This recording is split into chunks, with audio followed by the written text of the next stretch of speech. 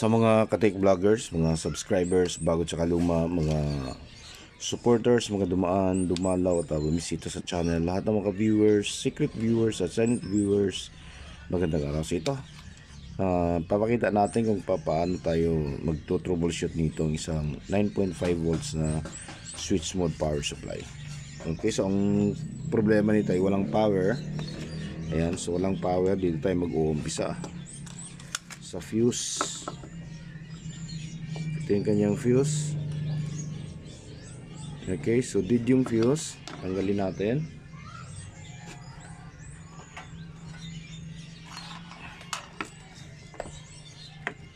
So, papakita ko sa inyo kung ilang piraso yung siraan nitong power supply natin. So ayan, test natin siya.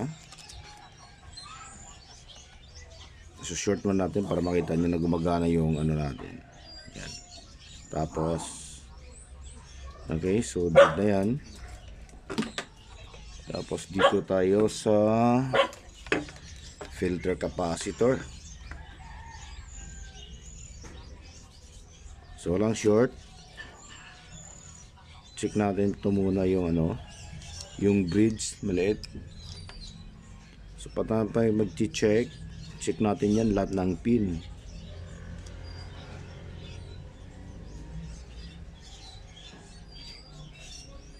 Ayan. So dito pa lang makita mo na shorted yung input saka output ng rectifier diode natin. Ayan yung primary saka secondary. Ayan. So shorted. So tanggalin din natin to.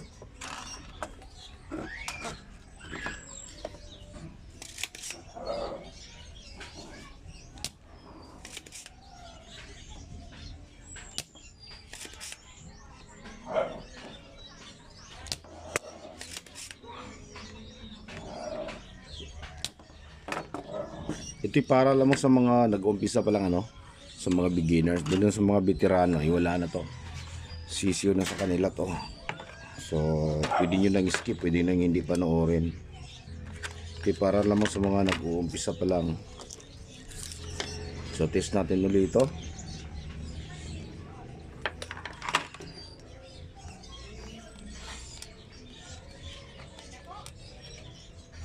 Ayan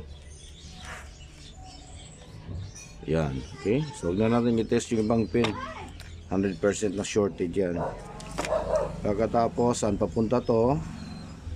Papunta dito sa kanyang regulator. So test naman natin yung regulator. Ito, MOSFET.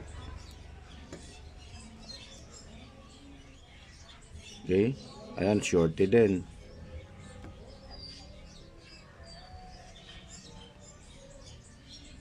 Okay. Shorted yung nito.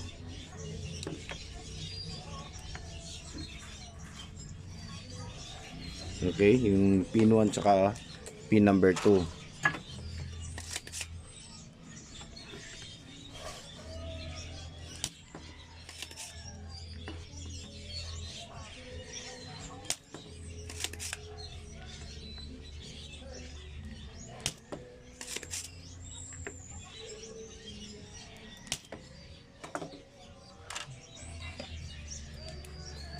So test natin ulit.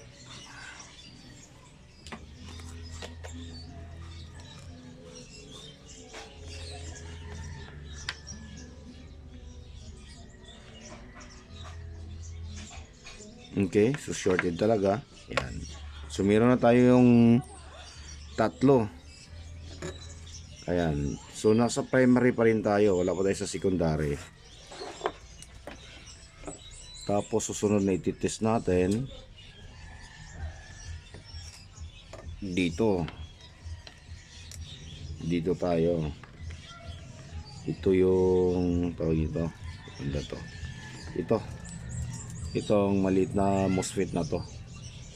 Okay, yung switching MOSFET. Ayan. So dito, ayun yung optocoupler natin. Tingnan nyo, ayan nyo.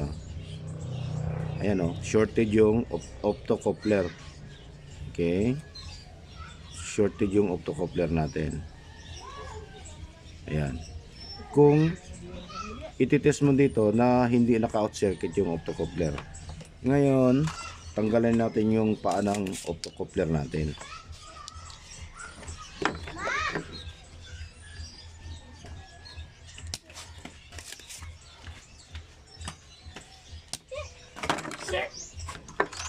So panigurado, yan siya.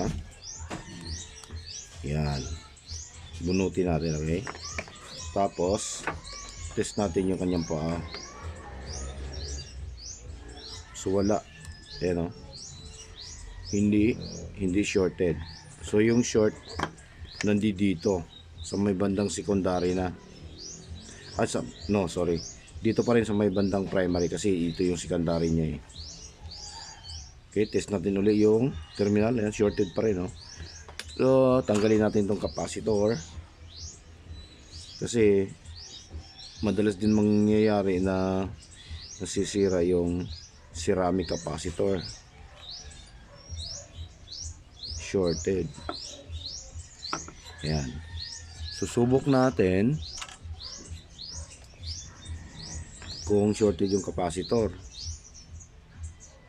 So buo yung capacitor, balik tayo ulit dito. Shorted pa rin. So dito naman itong diode na to. Okay? So shorted pa rin. So baka itong diode na to. Tanggalin natin itong diode na to. Ayan. Test natin. Okay? So meron. Reverse natin. Meron din. Yan o. So ibig sabihin, may problema yan o. Yung naka-range times 10 pa lang tayo. Range times 10 pa lang tayo. Dapat yan, pagka reverse mo test ng ganon, wala yan. Okay? Yan o. Baliktaran meron siya. Okay? So ibig sabihin, sira din to. Ayan. So lagay natin to dito. So ilan na ba yung sira natin? 4 na. Ngayon balik tayo dito. Kung wala na ba yung shorted. Ayan. So meron pa rin siya. Ayan o. Short pa rin yung dalawang terminal na yan. So saan ba papunta to? So papunta dito sa switching MOSFET niya. Ngayon, ang gagawin natin, tanggalin natin yung MOSFET na yan.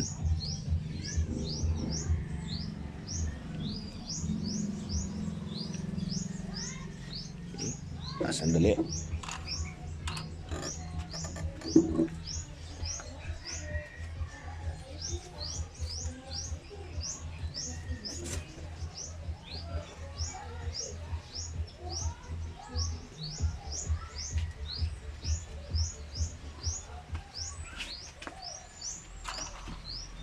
Okay, so lagyan natin ng tingga para mas mabilis matanggal.